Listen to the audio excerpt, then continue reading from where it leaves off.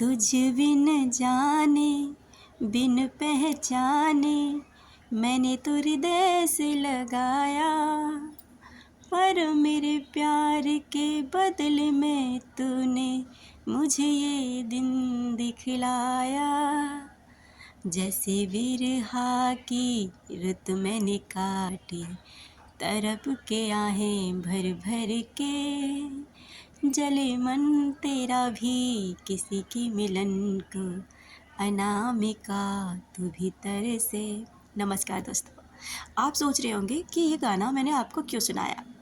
इसी गाने से तो हम लोगों का जीवन जुड़ा है। अगर आप सोचें तो कोई हमारा दिल तोड़ के चला जाता है, हम उस पर इतना ज़्यादा विश्वास करते हैं कि हम अपना सर्वस्व उस पर लुटा देते हैं।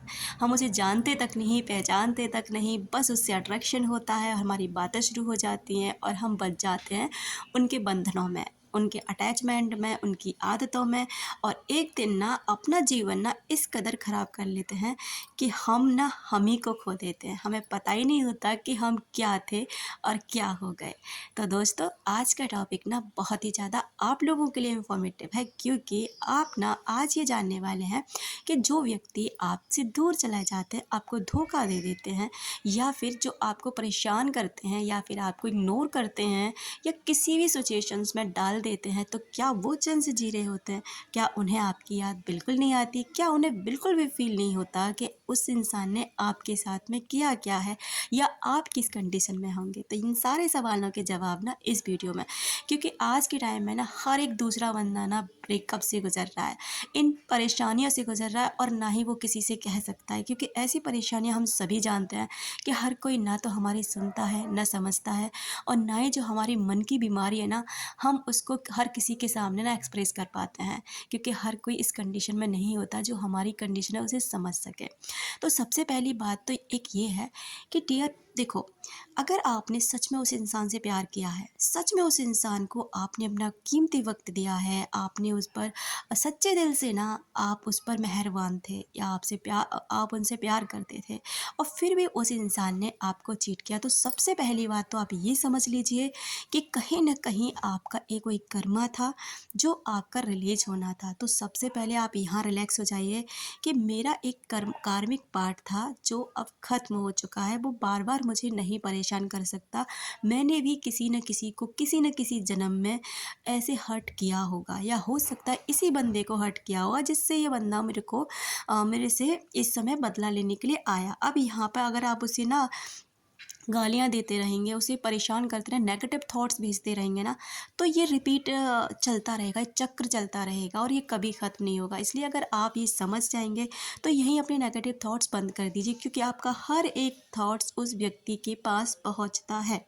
दूसरी बात, वो व्यक्ति कभी चैन से नहीं रह सकता जो किसी सच्चे इंसान का दिल दुखाकर अपना घर बसाने की कोशिश करता है।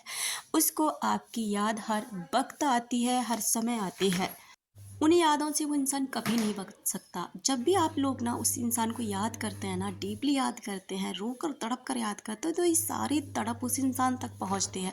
ऐसा कराते हैं हमारे ब्रह्मांड। आप सभी जानते हैं कि हम सभी लोग ना एक एनर्जी का हिस्सा हैं, और एनर्जी यहाँ पर सारा जो काम कर रही है ना, law of energy, law of Karma, law of attraction, यानी ये सारी चीज़ें ना एक एनर्जी है। हम सभी को कुछ नहीं दिखता, ना तो लॉ ऑफ अट्रैक्शन दिखता है, ना ग्रेविटी दिखती है, ना ही लॉ ऑफ कर्मा दिखता है। जब वो आता है ना, कहते हैं ना कि भगवान की लाठी जब पड़ती है ना, तो वो दिखती नहीं है, ना वो आवाज़ करती है, लेकिन मार ऐसी बढ़ती है कि वो झिलती नहीं है। ठीक उसी तरह ना कि ये वाइब्रेशन का कमाल है। यहाँ पर आपके जैसे कि आप किसी के साथ रिलेशनशिप में, अगर आप उसके लिए ना नेगेटिव सोचने लग गए, ये किसी और से बातें करता होगा, या किसी और से के पास चला जाएगा, या चला हो सकता है किसका कोई और भी हो, ये मुझे धोखा दे रहा, चीट कर रहा, ये सारे थॉट्स ना आप उस व्यक्ति को एक ब्लेसिंग के रूप में दे रहे हैं, और आप ना अच्छे खासे रिश्ते को यहाँ पर बर्बाद कर लेते हैं ऐसे थॉट्स सेंड करके, क्योंकि आप भी नहीं जानते हैं कि आपके विचार इतने ज़्यादा पावरफुल हैं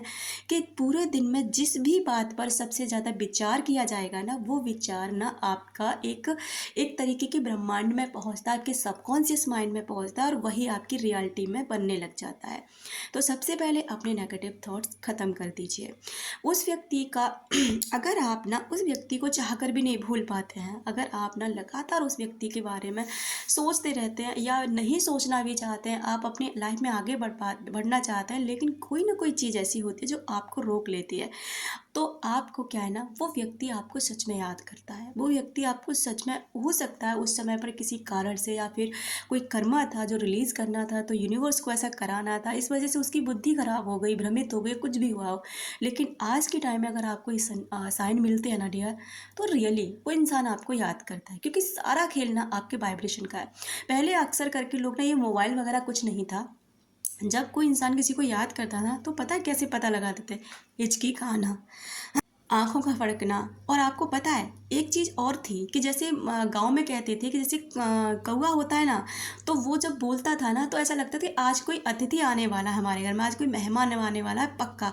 और कभी कभी ये चीज़ भी हो सकता है, आपको हंसी आई बात सुन के, कि जैसे कहते थे ना एकदम से बात करते करते मक्खी मुँह से टकरा जाना, तो आज तो न कहीं से मीठा मिलेगा और पक्का कहीं ना कहीं से मीठा है। और ऐसा होता भी था क्योंकि उन लोगों का ना इस चीज़ पर बिलीव था, कर्रा वाला। तो जिस चीज़ पर भी हमारा बिलीव सिस्टम होता है ना, वो चीज़ें सच में काम करती हैं। आप जब ये मान लेते हैं ना कि लॉ ऑफ एनर्जी है और ये काम करती है, हमारे थॉट्स बहुत पावरफुल हैं, उस व्यक्ति तक पहुंचते हैं। हम कंटिन्यू एक व्यक्ति को एक ही थॉट अगले 21 दिन तक देते हैं। उनके दो फायदे होते हैं, पहला, उस व्यक्ति की तरफ पॉजिटिवनेस जाती है। दूसरा, आपके सबकॉन्शियस माइंड में वो चीज़ पहुंच जाती है कि ये चीज़ ना ये सही है। जो पहला वाली चीज़ें थी ना, वो मिथ था, बेकार था, नेगेटिव था, कुछ भी नहीं था, रियलिटी नहीं थी मतलब। और ये वाली जो चीज़ मैं सोच रहा हूँ ना, बोल रहा हूँ, जो अभी अफर्मेशंस के रूप में, ये रियलिटी है। तो डियर, आप ना काफ़ी हद तक अपने जीवन को अच्छा कर सकते हैं।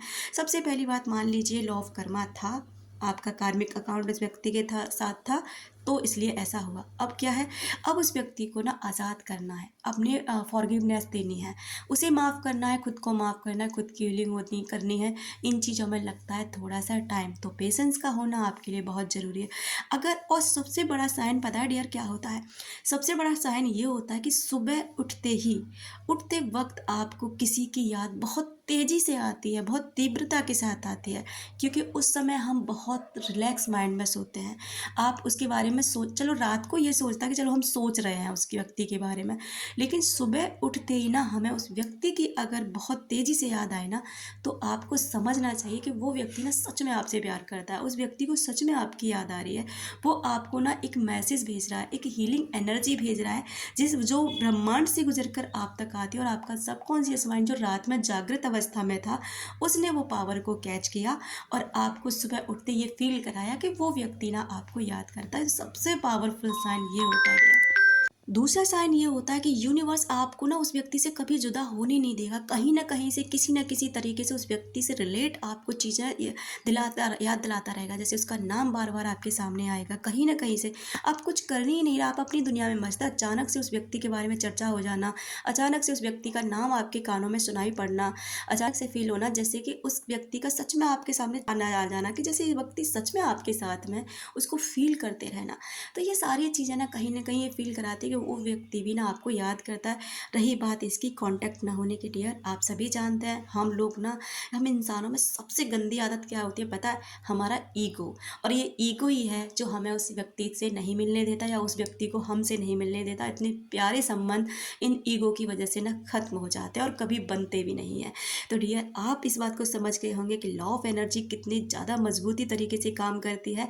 तो आप अपने लॉ ऑफ थॉट्स को सुधारिए, एनर्जी को सुधारिए और हर एक व्यक्ति के पास अच्छी वाइब्स भेजिए, थॉट्स क्रिएट करिए, जिससे आपका हर संबंध ना बेहतरीन हो जाए। वो संबंध चाहे कोई भी हो, माता पिता, बहन भाई, रिश्ते नाते कोई भी हो, अगर आप अपने संबंधों को सुधारना चाहते हैं तो इस काम को ज़रूर करिए। थैंक यू सो मच, आपने मुझे अपना इतना कीमती समय दिया।